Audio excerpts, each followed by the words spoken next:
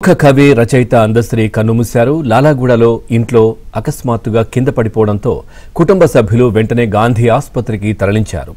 64 ఏళ్ల అందశ్రీ గత కొంతకాలంగా అనారోగ్యంతో బాధపడుతున్నారు. ఇవాళ ఉదయం గాంధీ ఆసుపత్రిలో చికిత్స పొందుతూ మృతి చెందారు. అందశ్రీ అంత్యక్రియలను అధికారిక లాంఛనాలతో నిర్వహించాలని సీఎం రేవంత్ ఆదేశించారు.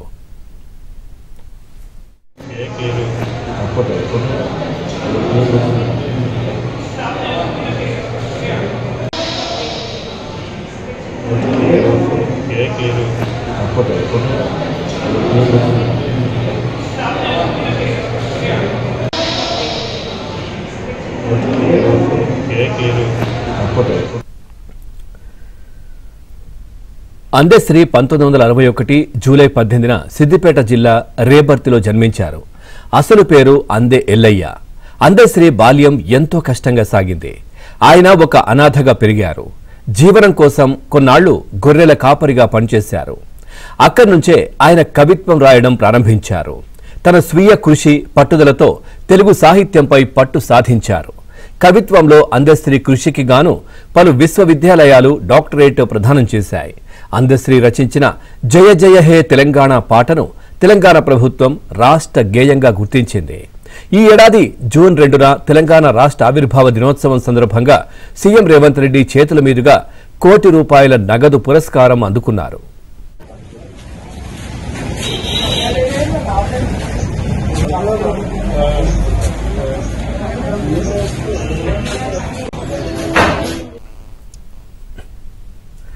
అందశ్రీ ఆకస్మిక మృతి పట్ల సీఎం రేవంత్ తీవ్ర దిగ్భ్రాంతి చెందారు.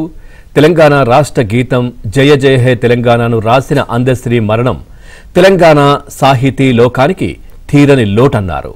ఇక తెలంగాణ ఉద్యమంలో తెలంగాణ రాష్ట్ర సాధనలో జయ జయ హే తెలంగాణ గేయం కోట్లాది ప్రజల గొంతుకై నిలిచిందని గుర్తు చేశారు. అందశ్రీతో తనకున్న అనుబంధాన్ని ఈ సందర్భంగా సీఎం రేవంత్ స్మరించుకున్నారు. ప్రజా ప్రభుత్వం అధికారంలోకి వచ్చిన తర్వాత రాష్ట్ర గీతం కొత్త స్వరాలతో రూపకల్పన చేసుకున్నామని, అందశ్రీతో కలిసి పంచుకున్న ఆలోచనలు, ఆయనతో తనకున్న అనుబంధాన్ని ఈ సందర్భంగా స్మరించుకున్నారు.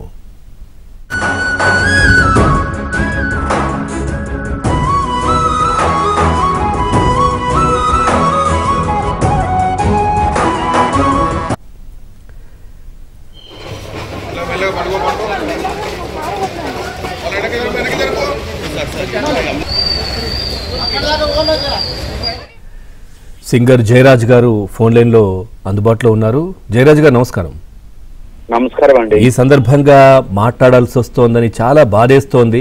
సో యావత్ తెలుగు సమాజం కూడా అందశ్రీ లేరు అనే వార్తను జీర్ణించుకోలేకపోతోంది. మీకు వారితో ఉన్నటువంటి అనుబంధం గురించి ఏం చెప్తారు? సార్, అందశ్రీ నాకున్న గొప్ప ప్రాణ స్నేహితుడు. గత 25 సంవత్సరాలుగా ఆయన నేను కలిసి తెలంగాణ ఉద్యమంలో పనిచేశాము. తెలంగాణకు ఆణిముత్యం లాంటి అద్భుతమైన గీతాలు రాశాడు.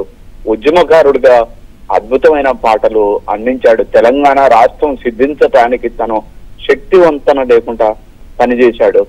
అంతటి కవి ఈ రోజు లేకపోవటం చాలా బాధాకరం. ఆయన సమాజం ఎడల కూడా చాలా అద్భుతంగా స్పందించేవాడు. మాయమైపోతున్న వాడమ్మా మనిషన్నవాడు అనే ఒక అద్భుతమైన గీతం రాసి ప్రపంచాన్ని ఆలోచనలో పడేశాడు. ఆయన తెలంగాణ ఆత్మగౌరవానికి, తెలంగాణకు ప్రతీక లాంటి ఒక గొప్ప కవి ఈ రోజు మన మధ్యన లేకపోవటం చాలా బాధాకరం. ఒక మట్టి నుంచి వచ్చిన మహాకవి ఆయన కుటుంబానికి నేను ప్రగాఢ సంతాపాన్ని తెలియజేస్తున్నాను.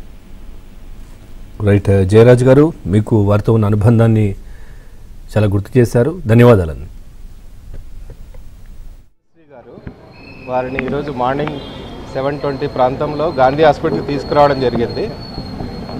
రాగానే మా వాళ్ళు చూసి బ్రాడ్ డెడ్గా డిక్లేర్ చేశారు. అంటే అప్పటికే చనిపోయి 5-6 గంటలు అయినట్టుంది. రైగర్ మార్టిస్ బాడీ అంతా స్టిఫ్గా అయిపోయింది. తనకి 15 ఇయర్స్గా హైపర్ టెన్షన్ బీపీ ఉంది. దానికి 1 మంత్ నుంచి ట్రీట్మెంట్ వాడట్లేదు. 3 డేస్గా చెస్ట్ డిస్కంఫర్ట్, కొద్దిగా ఆయాసము ఇలాగా చెప్పారంట ఇంట్లో. తను నెగ్లెక్ట్ చేసినట్టున్నారు. కానీ ఒక 1-2 డేస్ నుంచి మళ్ళీ బీపీ టాబ్లెట్స్ వాడుతున్నారు. నైట్ మామూలుగానే పడుకున్నారంట. మార్నింగ్ లేచి వాళ్ళ వైఫ్ చూడగానే కింద పడిపోయినారంట. రాత్రి ఏం జరిగిందో తెలియదు, కింద పడిపోయినారు. మేబీ తనకి ఏమైనా చెస్ట్ డిస్కంఫర్ట్ వచ్చి హార్ట్ అటాక్ ఏమైనా వచ్చి ఉండొచ్చు. రాగానే 6:20 ప్రాంతంలో చూశారంట వాళ్ళు. గాంధీ హాస్పిటల్కి 7:20కి తీసుకొచ్చారు.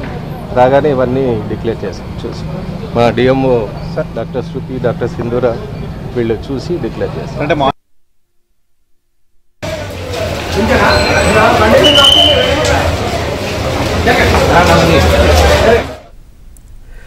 అందశ్రీ మరణంపై మాజీ సీఎం కేసీఆర్ సంతాపం వ్యక్తం చేశారు. తెలంగాణ రాష్ట్ర సాధన కోసం సాగిన సాంస్కృతిక ఉద్యమంలో కవిగా తన పాటలతో, సాహిత్యంతో కీలక పాత్ర పోషించిన అందశ్రీ మరణం తెలంగాణకు తీరని లోటని అన్నారు.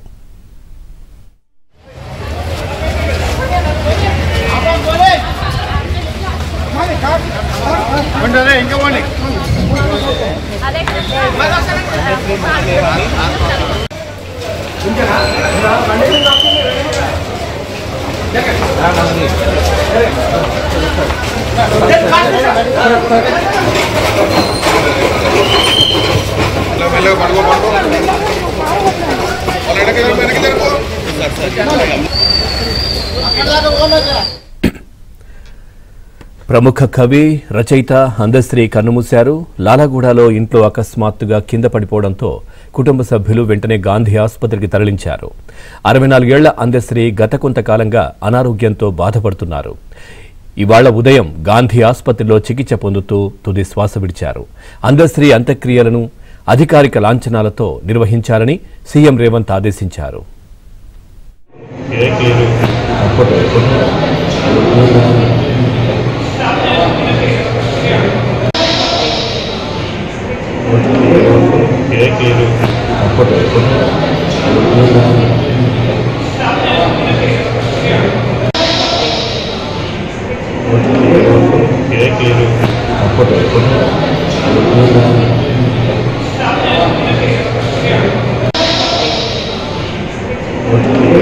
Kira-kira